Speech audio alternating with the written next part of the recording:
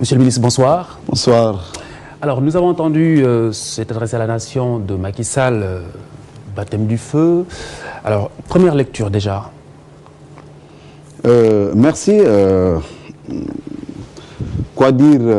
Pas grand-chose. Pas grand-chose. Nous venons d'entendre le premier discours du tout nouveau président de la République, Macky Sall. Nous sommes des citoyens sénégalais, nous sommes des républicains, nous sommes des démocrates. Cela veut dire que le peuple sénégalais a porté son choix sur la personne du président Macky Sall et nous avons applaudi des deux mains. Nous avons applaudi parce que nous faisons de la politique. Et j'ai bien aimé l'expression du président Macky Sall qu'il a dit tout à l'heure, pour servir et non pour se servir. Nous avons défini une voie avec à la tête le président Abdoulaye Wade, qui pendant 12 ans a apporté dans ce pays les changements que nous constatons, mais ce n'est pas le thème de notre discussion d'aujourd'hui. Oui, c'est sûr. Et 12 ans après, les Sénégalais ont décidé de changer de capitaine. Étant, comme je l'ai dit tantôt, des démocrates et des républicains, nous nous plions devant cette volonté du peuple sénégalais. Nous souhaitons bon succès, plein succès donc au président Macky Sall, à son équipe, parce que nous estimons que eux comme nous, tout ce que nous avons tenté de faire et tout ce que nous allons faire, c'est dans l'intérêt du peuple sénégalais que nous le faisons ou que nous l'avons tenté. Nous avons réalisé, avec, comme je l'ai dit, le président Abdoulaye, ce qu'on a pu faire dans ce pays. Aujourd'hui, le peuple a décidé de confier donc, ces décisions à un autre Sénégalais.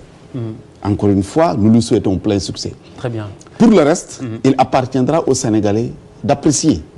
Nous pensons, en tout cas, nous souhaitons qu'il puisse réussir sa mission à la tête de notre pays. Mais parce tout d'abord, votre première appréciation de son discours, de la teneur de son discours.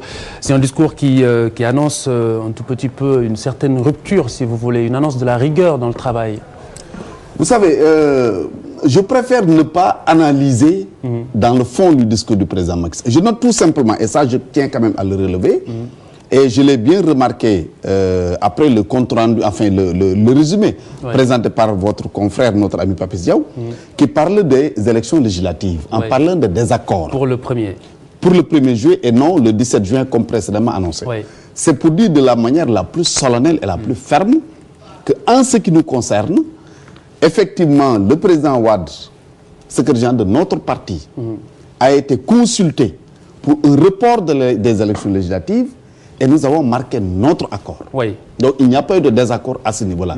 Maintenant, comme j'ai l'habitude de dire, les nouveaux maîtres du pays, ça s'appelle le nouveau maître du pays. C'est la dissolution de l'Assemblée nationale, c'est dans l'éventualité où il n'y aurait pas de consensus. C'est pourquoi j'ai dit de la manière la plus ferme et solennellement que nous avons marqué notre accord quand nous avons été sollicités par le président Macky Sall. Nous avons marqué notre accord pour le report des élections législatives. Quelle sera la décision qui va être prise? C'est à lui de prendre cette décision-là. Mais je voulais vraiment clarifier de manière très nette et précise que notre accord a été... Alors, monsieur le ministre, avant d'avancer justement dans le fond de ce discours, cette annonce que nous avons eue un peu avant, le nom du Premier ministre, quel est votre sentiment sur ce choix? Sur le choix même, je n'ai pas de sentiment sur le choix. Parce que nous n'avons pas élu un Premier ministre. Nous avons élu un président de la République. Nous sommes dans un régime présidentiel. C'est un Premier ministre qui a pris des engagements devant les Sénégalais. C'est un Premier ministre, il l'a rappelé tout à l'heure d'ailleurs, qui a promis un certain nombre de choses aux Sénégalais. Donc la réduction du coût de la vie, entre autres. Vous trouvez tout de même le premier pas rassurant? Étant entendu qu'il n'est pas allé chercher dans sa formation, dans sa propre formation politique. Vous savez, c'est ce que je suis en train de dire. Je suis en train de vous dire que nous avons élu, les Sénégalais ont élu un président et non un Premier ministre. Si le président est élu, parce que demain, il n'appartiendra pas au Premier ministre de rendre compte. C'est le président qui rendra compte devant le peuple. C'est lui qui a été élu. Donc si le président pense que c'est celui-là qu'il nous faut pour diriger son attelage, mais c'est à lui d'en décider. Je pense qu'il a pris cette décision-là. Nous ne pouvons que constater, nous ne pouvons que prendre acte. En ce qui nous concerne, l'important, encore une fois, c'est la résolution des problèmes auxquels les Sénégalais sont confrontés. Véritablement, pour le reste, nous n'avons pas de préjugés défavorables ou autres. Nous connaissons, même si moi personnellement, même si je ne l'ai pas approché, je connais l'homme à travers sa pratique de tous les jours, à travers sa pratique du sport surtout. Peut-être s'il y a un trait d'union entre nous, c'est ça, sur le plan du sport. Donc, quel que soit le Premier ministre choisi par le président Macky Sall, nous lui souhaitons plein succès. Et le président Wade nous l'avait demandé, ne critiquez pas le nouveau pouvoir, mettez-vous à leur disposition, aidez-les aux besoins, répondez toujours à leurs sollicitations, parce que c'est dans l'intérêt du pays que nous le faisons. Donc je rappelle que nous attendons sur ce plateau le professeur Luc Sarr de l'APR et avec moi donc Serigne Mbacké Ndiaye du Parti démocratique sénégalais, si je peux. Alors, tout à fait, pour reparler aussi d'une autre priorité annoncée par le président Macky Sall, c'est la question de la Casamance. Il a parlé de lucidité, de prudence et de concertation. Ah oui, je pense qu'il a bien, c'est mon sentiment, qu'il a bien retenu les leçons de tout ce qui s'est passé jusqu'au moment où nous parlons.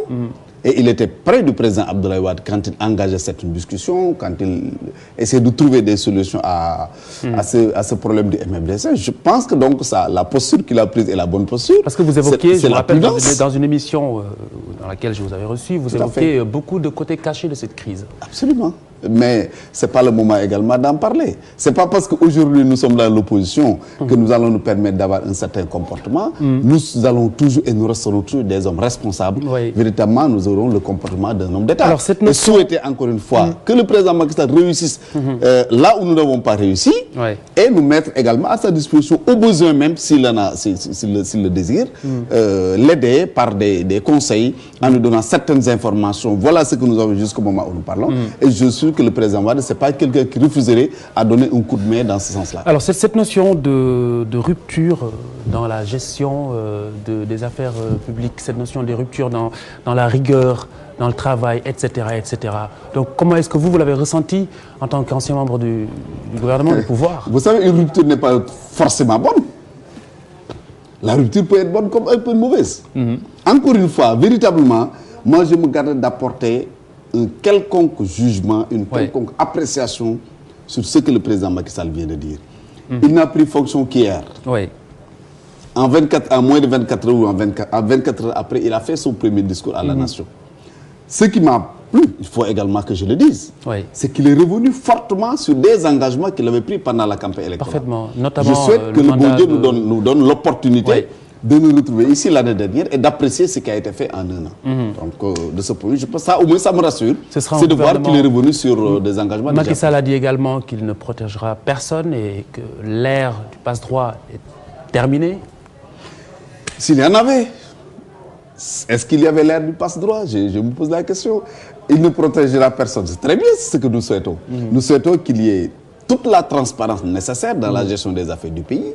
Et je pense que jusqu'au moment où nous parlons, on a connu quand même. Parce que vous savez, nous sommes, je l'ai dit tantôt, nous sommes des démocrates, nous sommes des républicains. Nous acceptons le choix du peuple sénégalais. Cela ne veut pas dire que nous avons mal géré ce pays, loin de là. Le peuple sénégalais avait besoin de changement. Il y avait une soif de changement pour des raisons que seul le peuple maîtrise, que seul le peuple connaît. Ce peuple a apporté ce changement. Encore une fois, nous nous plions cette décision-là. Mais cela ne veut pas dire que ce qui a été fait, véritablement, c'est l'occasion pour moi de rendre hommage à ces valeureux hommes qui, aux côtés du président Abdoulaye Wade, pendant 12 ans, ont fait des sacrifices énormes pour hisser le Sénégal au niveau où il se trouve aujourd'hui. Vous parlez de gestion. C'est le lieu pour moi de penser au ministre d'État, ministre des Finances, Abdoulaye Diop, qui pendant plusieurs années a eu des résultats extrêmement positifs, reconnus par toute la communauté internationale.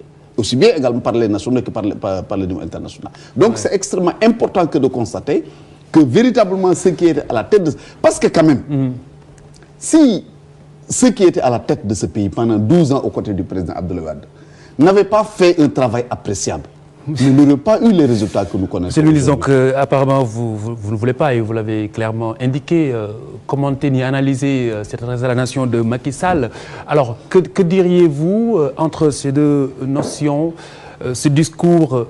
Est-ce que c'est tout à fait, est-ce qu'on peut dire que c'est de la prise de conscience, une conscience des difficultés des Sénégalais, ou simplement un discours dans l'euphorie de la victoire? Ah non, moi je ne pense pas que ce soit un discours... Parce qu'on se rappelle aussi de Maître Abdoulaye Wade en 2007 indiquant qu'il avait verrouillé la Constitution et on connaît aussi tout ce qui s'en est suivi. Je pense pas, écoutez, je pense que c'est un débat très difficile que nous allons engager aujourd'hui. Dans la mesure, moi j'ai une posture, je vous l'ai dit, de républicain, de démocrate, de croyant. J'ai cette posture-là. Je vous l'ai dit également dès le départ. je ne suis pas là pour porter une appréciation sur le discours du président Macky Sall. Plein succès au président Macky Sall. Oui. Nos vœux l'accompagnent. Nous nous mettons à sa disposition s'il en a besoin.